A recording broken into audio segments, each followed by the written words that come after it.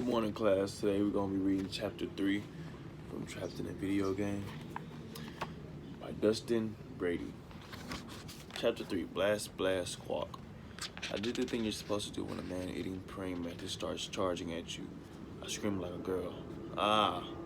The praying mantis did not slow down. I tried adding running to the mix. Ah! Running over snow-covered rocks with a blaster strapped to your arm is harder than it looks. With the creature almost on top of me, I pulled out my last trick, screaming while curling into a tiny ball. But even that didn't work because the stupid blaster kept getting in the... Oh wait, the blaster. At the last second, I closed my eyes, reached over and squeezed my left hand. The blaster recoiled and I heard a shriek. I opened my eyes to see the praying mantis disappear into a ball of light. Wow, I almost died. Inside of a video game, I imagined the funeral. Here lies Jesse Rigsby of Middlefield, Ohio. He was tragically taken from us by a giant praying mantis while trying to save a video game world from fake aliens. He bravely led the resistance, which lasted for all of 10 seconds. I looked around me. Snow and boulders everywhere, with a path leading deeper into the mountains ahead of me. No thanks. I turned and started walking back to find a way out of this mess. I got exactly 5 steps before a clunk. I hit something and I fell backward into the snow. Confused, I picked myself up and tried again. I got up and inspected the spot further. It was open air, no different from anything else around me. I tried to put my fist through it. Ow, I punched an invisible brick wall. I shocked my hand and then tried blasting it. Nothing. Maybe full blast? I charged the blaster and shot the invisible wall from 2 feet away. The ball of light absorbed into the wall and disappeared. I sighed. I put my hand against the wall and started walking to find an opening. After 5 minutes of walking along an invisible wall in the Rocky Mountains is not exactly an activity I thought I'd be doing when I woke up. I heard a noise to my left. Click, click, click. I slowly turned through several pine trees. I could see 2 praying mantises scuttling back and forth, guarding the main path. Go! I slowed down and crept quieter to keep from alerting them. Clunk! The invisible wall had jutted in with no warning, and I clunked my head against it. One of the creatures turned. I stayed very still because maybe praying mantis or aliens are like T-Rexes where they can only see things that move. Squawk! Nope, bad theory, bad theory, bad theory. The creature that heard me was now standing on his back legs making a creepy squawking noise while the other one charged.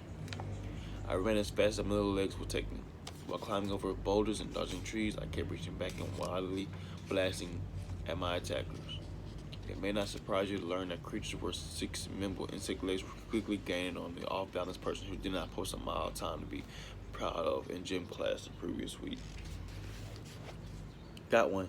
Unfortunately, I had no time to celebrate because the mantis I had vaporized was replaced with another one who heard his battle cry, and then another one.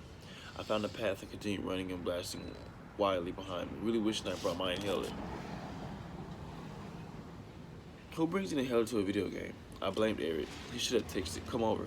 You're not going to believe this. Maybe bring your inhaler. Or perhaps come over unless you don't want to get chased by man-eating aliens through the mountains, you know. Just give me a choice. As I ran and blasted, the terrain on either side of the path grew higher and higher until I found myself running through the bottom of a canyon. Praying mantises were now jumping into the canyon behind me, joining their brothers in a stampede of death. Suddenly, the canyon opened up into a big bowl with 50-foot walls and a dead end. I ran to the end, turned around and started blasting. By this time, I was getting better at picking them off, but it was too late. For every alien I vaporized, 3 more poured through the canyon opening. The horde got closer and closer, 30 yards away, then 20, then just 15 feet.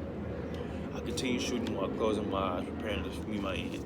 Then a chorus of streaks. I opened my eyes to see the blinding light of 5 aliens get vaporized at once. Before I could figure out what was happening, the wave behind them also disappeared. Jesse. I looked up Eric. Eric Conrad, looking exactly like a superhero, was blasting away from the top of the cliff. Hey buddy, what do you think?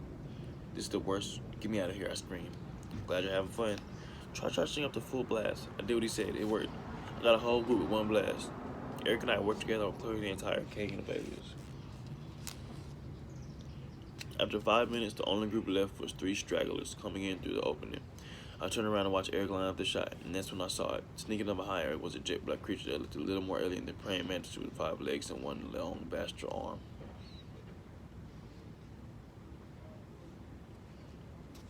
Eric, he looked at me, the alien lowered his blaster. Watch out. The alien pulled the trigger and my best friend in the whole world vaporized before my eyes. That was chapter 4. That was chapter 3. Next week we'll do chapter 4, reality mode.